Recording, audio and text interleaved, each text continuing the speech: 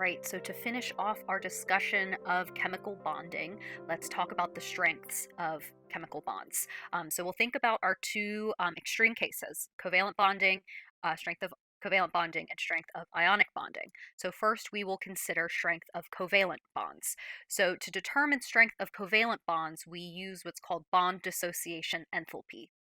So this is a literature value, dissociation enthalpy, and it's a measure of how much energy is needed to break 1 mole of a particular bond type in a gaseous molecule. So, for example, if we have a diatomic chlorine molecule, the energy required to break this chemical bond that's made with two electrons. So we're essentially breaking up those two electrons in the chemical bond to produce atomic chlorine in the gaseous state. So we have two chlorine atoms here. So there is an energy associated with this, and we call that D, and we put Cl to denote that this is the bond enthalpy for a chlorine-chlorine bond.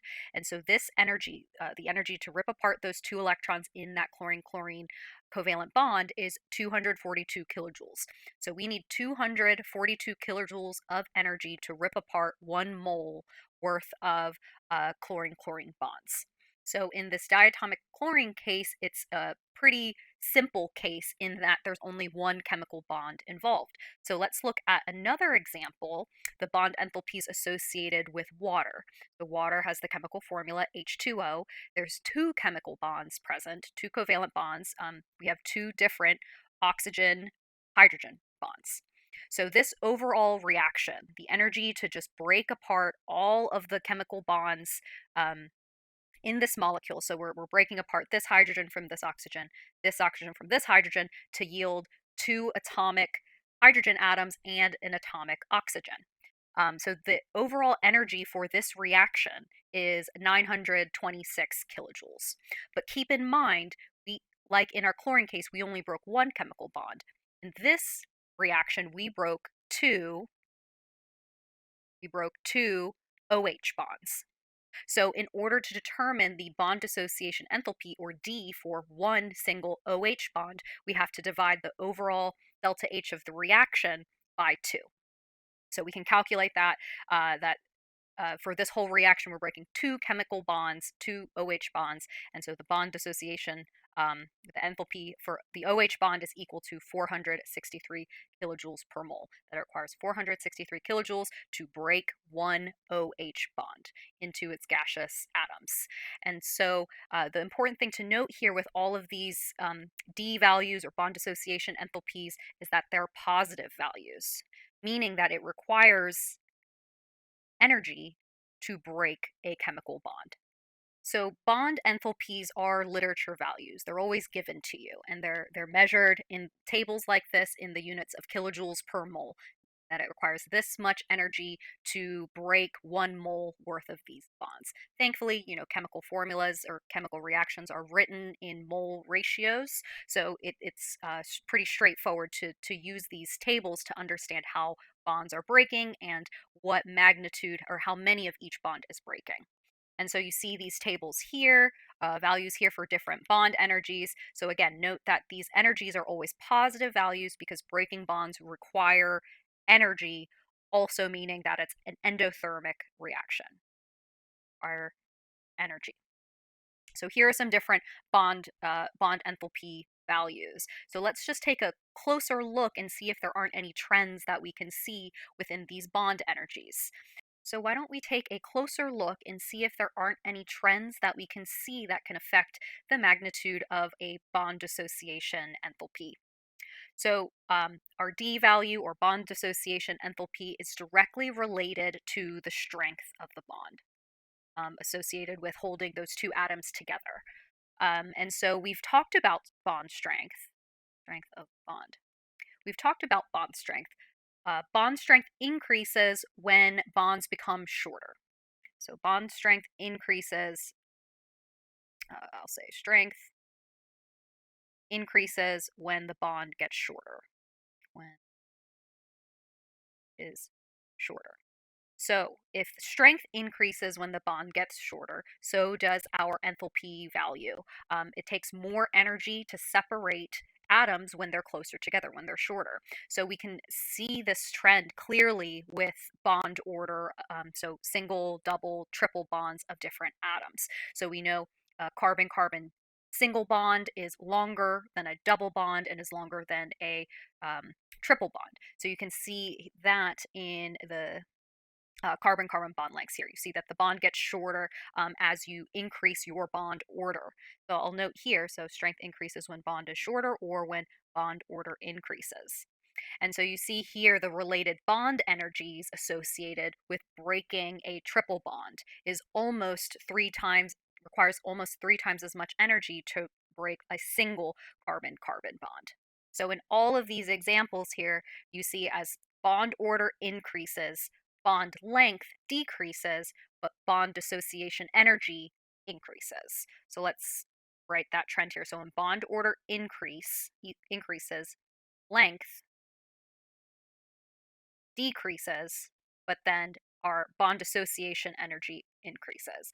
So for nitrogen here, you see that a nitrogen-nitrogen single bond only requires 160 kilojoules per mole, but as we increase the bond order, our bond dissociation energy or enthalpy increases so much that the nitrogen-nitrogen single bond, one of the strongest bonds out there, requires almost 1,000 kilojoules of energy to break apart 1 mole worth of nitrogen-nitrogen triple bonds. The reasoning is because one, the atoms, those nitrogen atoms are closer together, and it has to rip apart 3 pairs of electrons in order to break apart the nitrogen atoms. All right, so how can we use these values, these bond enthalpy values, in numerical questions? So we can use our D values, bond enthalpies, to estimate delta H of reaction. So this is another way we can calculate enthalpy of reactions. You know, we already did this using formation, enthalpies of formation, but we can also use bond dissociation energies to calculate the same value. So our thought process here is that we remember to break bonds requires energy. To make bonds gives off energy, so it's the opposite of breaking a bond. So typically, when we look at a reaction, if we identify which bonds we break within the reactants or the left side of the equation, this is given positive D values. And then when we make bonds on the product side, this releases energy. So these are positive D values. And so if we just add up all of the bonds that we break and subtract all of the bonds that we make, then we can calculate the delta H of the overall reaction. And so keep in mind here, so when talking about bond enthalpies, so reactant products, this equation that I've introduced right here, delta H of the reaction equals the sum of our bond enthalpies of our reactants minus the D bond enthalpies of our products. This is kind of the opposite of our formation reactions. Remember how we always did delta H of formation, products minus reactants? But in this case, because of the signs of it requires energy to break a bond, and you get energy back when you make a bond. That we do energy to break bonds on the reactant side minus the bonds we make on the product side. So we can, when we do these estimations of delta H of reactions, we can consider the entire reaction. We can just break all of the bonds on the reactant side and subtract all of the bonds that are occur on the product side. Or we can identify just the bonds that change to calculate our delta H of the overall reaction. So just identify which bonds change, which bonds, specific bonds do we have to break, and which ones do we have to make in order to make the overall reaction. You can do it both ways, and you'll get the same answer at the end. So let's look at an example here where we have a reaction, chemical reaction involving methane plus diatomic chlorine to give chloromethane and HCl. So again, there's 2 ways we can do this. We can either break every bond and make every bond, or we can identify just the bonds that change. So let's do the first way. Let's just break everything. All right, so this is the first way. First way. All right, so let's identify what we have to break. This will give us our positive D values. So if we identify all the bonds on the reactant side, there are 4 carbon-hydrogen bonds. 1, 2, 3, 4, right? And so that will give us 4 times the bond dissociation enthalpy for carbon-hydrogen bond. We also break 1 chlorine-chlorine bond. So let me write that. So 1 chlorine-chlorine bond. Right, so by doing this, I've broken all of the bonds on the reactant side. Or so that's we broke everything on the reactant side. Now let's make all of the bonds on the product side. So let's make, and remember, make will be negative. We'll have to subtract all of those bond dissociation energies. So let's see. I have a 1, 2, 3 carbon hydrogen bonds. So 3 carbon hydrogen bonds. There's a carbon chlorine bond here. Carbon chlorine bond. There's one of them. And then lastly, at the end there, the product HCl. So we also have 1 hydrogen chlorine bond. All right. So we've made all of these bonds on our product side. So this is, we break reactants and we make products. So if we set up the delta H of the reaction for this first way that we were talking about, we break all of the reactant bonds. So we need to do, so I'll just do big parentheses for our reactants, 4 times the bond dissociation energy for a carbon-hydrogen bond.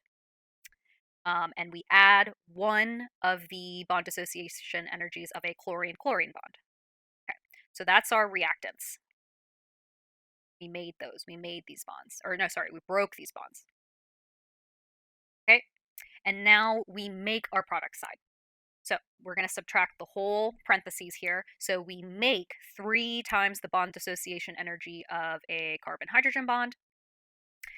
We need to add the bond dissociation energy of a chlorine or a carbon-chlorine bond.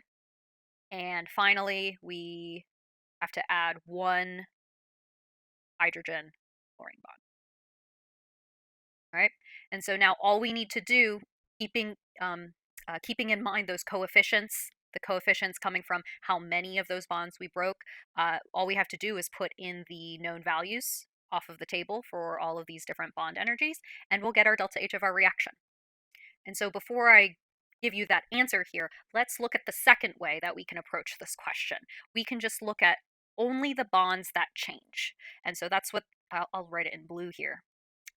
All right, so if we look at just the bonds that change, so here I've drawn my reactant and my product. So really the only thing, if we kind of look at and see how the atoms change, it looks like one of the chlorines in the reactants just switches places with a hydrogen.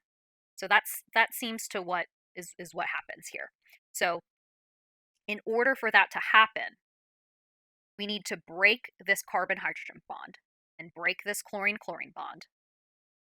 And in the process, to form our products, we make a new chlorine carbon bond and we make a new hydrogen chlorine bond. So that's what I have here in blue. So this is the second way, is to just identify what bonds change. So we broke 1 carbon hydrogen bond and 1 chlorine chlorine bond. And then we made 1 carbon chlorine bond and made 1 hydrogen chlorine bond. So we can kind of simplify our delta H of reaction equation here, because essentially what we're saying is that 3 carbon hydrogen bonds on either side of the reaction, they don't change. And so we would end up putting, and you can kind of see that here, we have 3 of the 4 of these carbon hydrogen bonds stay the same, and they actually just cancel out. So if we rewrite this delta H of reaction for this second way that I just talked about, we can rewrite it as we break 1 carbon hydrogen bond and we also break a chlorine chlorine bond. So this is breaking our reactants. And then now we need to subtract all of the bonds we make on our product side. So we make a carbon-chlorine bond and we make a hydrogen-chlorine bond. So you can prove to yourself that these two reactions, or sorry, these two equations are exactly the same. If you just simplify it and put together common terms, you'll see that these two are exactly the same. So let's just go ahead and plug in those numbers that we need for this second way that we just came up with just breaking the important reactant bonds and making um, the important product bonds in order to make the products. All right, so let's put in those numbers. So these numbers are 415 kilojoules is the value for the bond dissociation energy of a carbon hydrogen bond plus 243 kilojoules. So that's all the energy to break those bonds. And then we're going to subtract the bonds that we make. So a carbon chlorine bond is 330 kilojoules and 432 kilojoules. All right, and so if you put that into your calculator, you should get that this overall reaction is negative 104 kilojoules per mole of reaction. Per of reaction.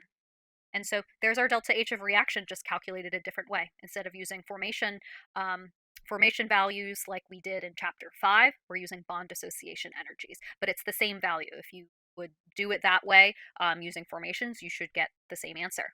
So it's just a different way to do it. So we see that this delta H of reaction is a negative. So this indicates that this particular reaction, methane and chlorine to make chloromethane and HCl, is an exothermic reaction. So let's look pictorially what we just calculated. Calculating the delta H of reaction using bond dissociation energies. So this kind of explains the reaction we just did. We start with methane and we add diatomic chlorine and we get our products here, chloromethane and HCl. So you can see that essentially one of the chlorine atoms goes with methane and then the hydrogen goes, they like switch places.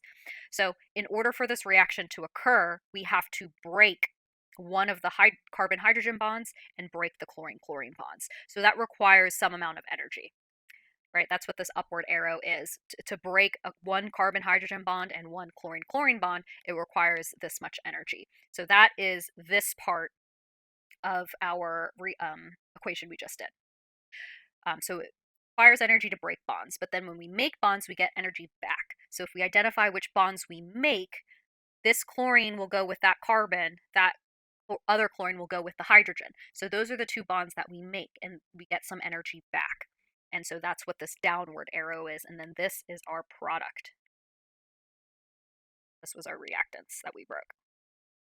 And so, I can highlight the bonds that we made that gave us the energy payback. And so the difference in energies between what we break and what we make gives us the overall delta H of reaction that we just calculated. So here pictorially in an energy diagram, you can see exactly how those numbers come together to give us delta H of reaction. So let's do one more example where we have to estimate the delta H of reaction. So let's estimate the delta H of reaction for this reaction. It is the combustion of acetylene. So like if an acetylene torch that welders use. So let's calculate the delta H of reaction for that. So just remember, we have to use bond enthalpies involved here. So we do delta H of bonds broken minus bonds made. So if we inspect this reaction, it's a little bit different than our previous example. In this reaction, almost all of the atoms rearrange themselves. So we'll have to make and break all of the bonds that are pictured in this chemical reaction. Another thing is that there are coefficients involved with this balanced chemical reaction. We have 5 halves diatomic oxygen involved in this reaction, so we need to take into account that 5 halves coefficient. And there are 2 CO2s, so we have to take into account both of those CO2s. So if there's 2 CO2s present, that means that there's a total of 4 carbon-oxygen double bonds here. So these are the bond dissociation energies that you need these values to calculate delta H of reaction using bond enthalpies. These values will always be given to you. Let's go to the next slide where I have more room. So let's inspect what is broken and what is made. So let's take inventory. So I see here, so let's identify what we have to break first. So I see here there is a two carbon hydrogen bonds, two carbon hydrogen single bonds. So it looks like we have to break two of those, right? Let's keep going. Let's just keep looking at acetylene here. So the other bond in acetylene is a carbon-carbon triple bond, and will have to break one of those as well. So one carbon-carbon triple bond. So we'll have to use the bond dissociation energy or enthalpy associated with a carbon-carbon triple bond. Okay, what else do we have that we have to break? So we have diatomic oxygen.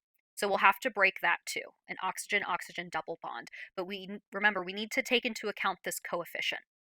So since there's 5 halves diatomic oxygen, we actually have to break 5 halves of our oxygen double bond. So these are all the values, the D values that we have to break. These are our positive values. So we've broken everything on the reactant side, so let's look at the product side here too. So this is what we make. And so just to remind myself that we'll all have negative D values. So if we look here at CO2, CO2 has 2 bonds associated with it. Both of them are carbon-oxygen bonds, carbon-oxygen double bonds. But again, remember that there are 2 CO2s there. So you can just imagine there's 2 of them, right? So there's not just 2 carbon-oxygen bonds. There's actually a total of 4 that we have to break because of that 2 coefficient there, since there's 2 CO2 molecules. So we actually make 4 CO2 bonds. What else do we make? We make 1 water in the process. Each water has 2 oxygen hydrogen bonds. So we make 2 oxygen hydrogen bonds. All right, so I've taken inventory of everything I have to break and everything I have to make. So now we just plug in the numbers in our delta H of reaction. So to write out the whole reaction here, our delta H of reaction will be equal to the bonds we have to break. So big parentheses. So 2 of our bond enthalpy of our carbon hydrogen bond.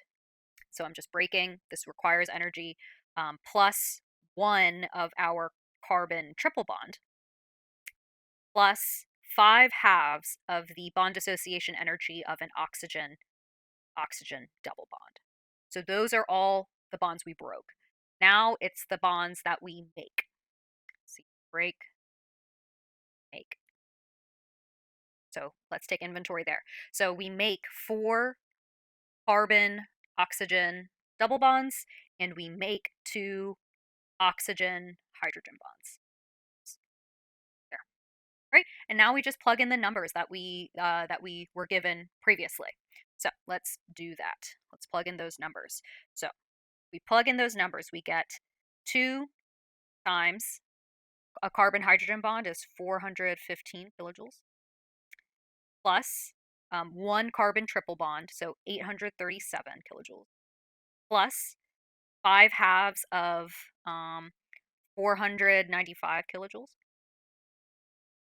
Right, so those are all the bonds I broke and the energies associated with them and the coefficients that are related there.